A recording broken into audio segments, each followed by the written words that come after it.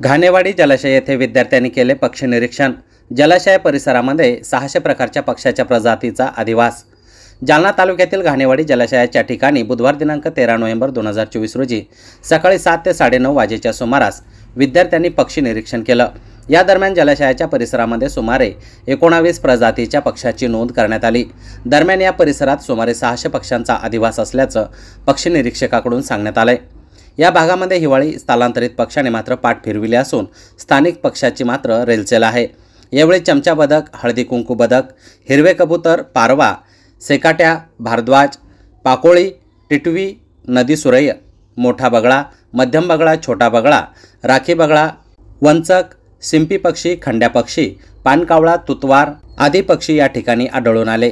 भारतीय वन्यजीव संस्थान, NRCD, देहरादून आणि महाराष्ट्र पक्षी मित्र संघटना तसेच महाराष्ट्र अंधश्रद्धा निर्मूलन समिती यांच्या वतीने हा पक्षी निरीक्षण कार्यक्रम आयोजित करण्यात आला होता।